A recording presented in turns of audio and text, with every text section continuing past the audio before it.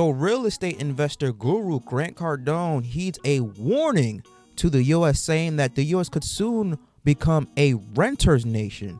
Money-wise, according to Newsbreak, this is according from the moneywise.com, America will become a renter's nation. Grant Cardone warns that the U.S. could seek 100-year mortgages, says we might even rent our clothes. How to buy real estate without going into debt. This kind of sounds like he was trying to sell a course. If you ask me, I still believe that Grant Cardone is a fraud because he always talks about how you can buy cheap and affordable real estate with little to no money down, a bad credit score, and with like little to no finances or something like that. But yeah, he never goes into depth about how to do that. It's always, hey, buy this course, subscribe to my seminar, or you have to pay thousands of dollars to come see me speak about the same old bullshit that you could watch him say on YouTube for free. But nonetheless, I could go on and on about that. So continuing on with this article, not gonna read too much about it. With elevated interest rates and persistently high home prices, American home buyers have felt firsthand the squeeze on their budgets. According to real estate mogul Grant Cardone, the necessity for sustainability, longer mortgages terms is on the horizon.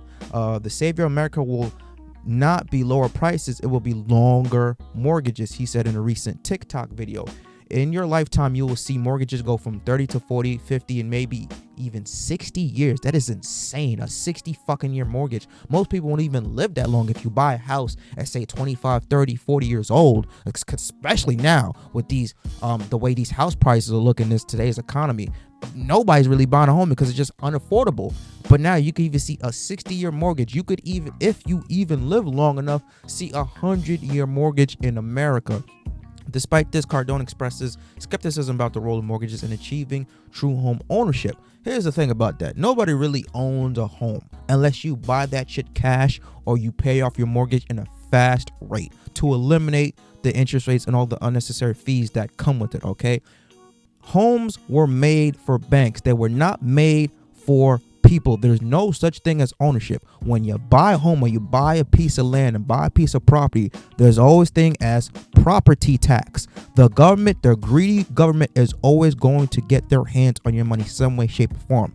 That is illegal and that needs to change. But again, I digress. They're always going to get their hands on your money in some way, shape, or form. And if you stop paying the greedy ass government their property tax, they can come and they will come and snatch your home back, foreclose it, and then somebody else will buy it for a lesser price to bring the value back of it up. Okay, so you don't really own anything.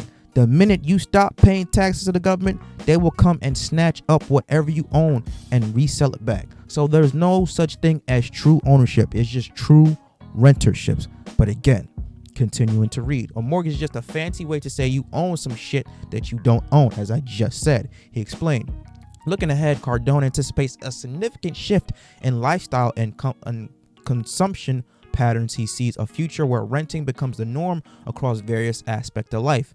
If you have been looking at it now with this whole housing boom, nobody is really buying a house. You see all the houses are being snatched up by these real estate investors. They're buying these houses, doing all these fix and flips, and then charging $3,000-$4,000 for a 1 or 2 bedroom and making a killing off it. Okay, you look at right here, the housing market hits a standstill. This was according back to early, I believe this was last year, 2 years ago. Written in 2023 in September. As the housing market hits a standstill, real estate investors are buying fewer homes than last year. Although home flippers are still making money on deals.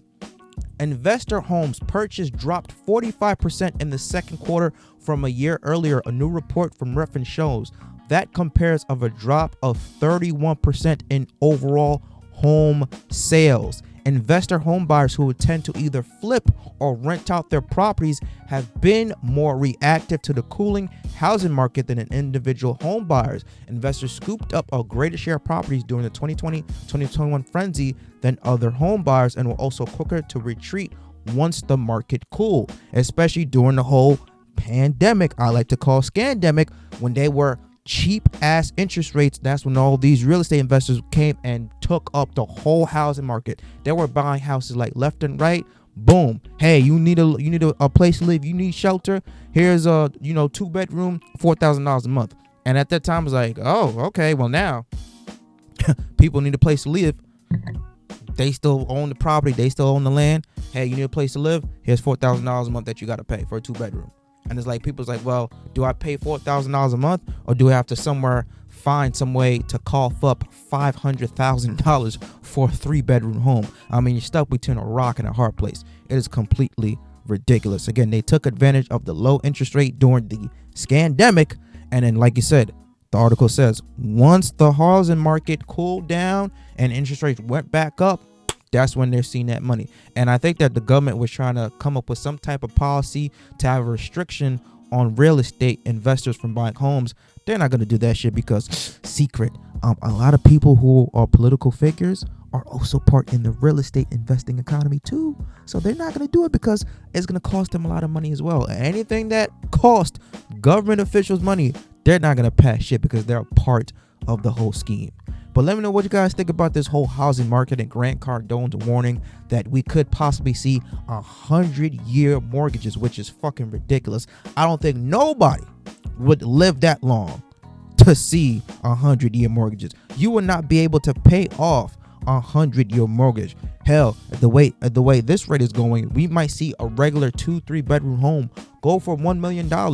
What are we, the American people, going to do about it? Because something needs to be done. But let me know what you guys think about Grant Cardone's warning. Do you agree, disagree with him? Do you agree, disagree with my commentary? Leave your comments down below. Smash the like button, subscribe to the channel, and I will catch you guys on the flip side. Deuces.